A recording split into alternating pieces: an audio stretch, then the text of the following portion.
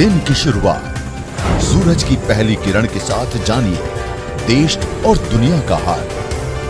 क्या कुछ रहा कल खास और क्या होगा आज। दिन की प्रमुख खबरों को आप तक पहुंचाएगा शुभ प्रभात। मणिपुर विधानसभा चुनाव के लिए तो पहले चरण में मतदान 28 फरवरी को होना है। इंफॉल में पीएम मोदी ने भाजपा की जनसभा को संबोधित किया। उन्होंने कहा कि 10 मार्च को एक बार फिर मणिपुर में डबल इंजन की सरकार बनेगी। उन्होंने कहा कि भाजपा सरकार ने असंभव को संभव कर दिखाया है।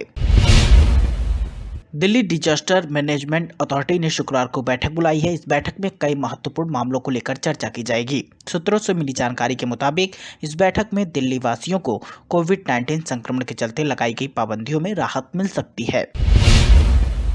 आज चौथे चरण में यूपी की 59 विधानसभा सीटों पर वोट डाले जाएंगे। इस चरण में कुल 624 उम्मीदवार मैदान में हैं। 9 जिलों में सबसे महत्वपूर्ण लखनऊ की विधानसभा सीटें हैं, जहां बीजेपी के लिए समाजवादी पार्टी और बहुजन समाज पार्टी को पछाड़ने की चुनौती है। इसके अलावा किसान आंदोलन के बाद से लखीमपुर खीरी की भी सभी विधानसभा सीट भी हॉट सीट बन गई हैं। उत्तर प्रदेश विधानसभा चुनाव 2022 को लेकर भाजपा का चुनाव प्रचार अभियान काफी जोरों पर है। प्रतापगढ़ में चुनावी सभा को संबोधित करते हुए केंद्रीय गृह मंत्री अमित शाह ने योगी सरकार की कानून व्यवस्था को बरकरार रखने को लेकर किए गए कार्यों पर पीठ थपथपाई। उन्होंने कहा कि योगी सरकार ने पिछले 5 साल में माफियाओं को जेल भेजने का काम किया।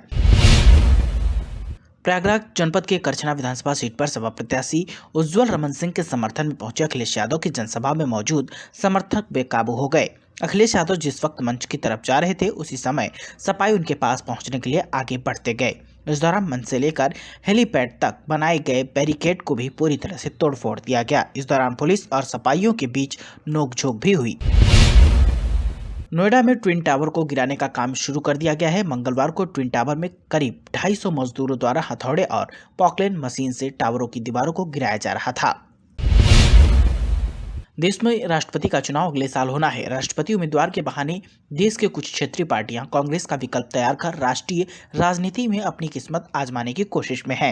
राष्ट्रपति चुनाव के बहाने तीसरे मोर्चे का प्रादुर्भाव तो रही ही रहा है, मगर हर बार की तरह लोकसभा चुनाव से पहले इस बार भी यह तीसरा मोर्चा लोकसभा चुनाव पर कितना फर्क डाल पाएगा, यह 2024 के परिणाम ही बता पाएंगे।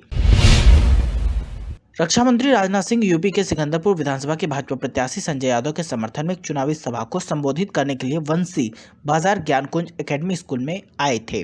उनकी सभा में एक युवक ने सेना में भर्ती चालू करने की मांग कर डाली। इस पर रक्षा मंत्री ने कहा कि यह भी होगा। उन्होंने युवक पर कोई कार्रवाई न करने की बात भी कही। सीएम योगी आदित्यनाथ मंगलवार को बाराबंकी पहुंचे। यहां पर उन्होंने कुर्सी विधानसभा क्षेत्र में रैली की। बताया जा रहा है कि रैली के पहले सोमवार को यहां किसानों ने रैली के स्थान से 500 मीटर की दूरी पर मैदान में सैकड़ों गाय, बैल और सांड छोड़ दिए थे। इससे यहां अफरा तफरी मच गई। सोमवार को कुछ लोगों ने रैली स्थल से करीब 500 मीटर दूर सैकड़ों बेसहारा पशुओं को छोड़ दिया था, जिससे प्रशासन के हाथ पांव फूल गए। विस्तारा एयरलाइंस की इस साल के अंत तक कर्मचारियों को संख्या बढ़ाकर 5000 करने की योजना है। अपनी कुल सेवाओं में सुधार के लक्ष्य के साथ एयरलाइन अपनी क्षमता का पूरा इस्तेमाल करने और बेड़े के विस्तार की कोशिश में लगी है। फिलहाल विस्तारा एयरलाइन के साथ करीब 4000 कर्मचारी जुड़े हैं। कोविड-19 महामारी की वजह से विमानन सेवाओं पर पड़े व्यापक असर से यह क्षेत्र उबरने की कोशिश में जुटा है।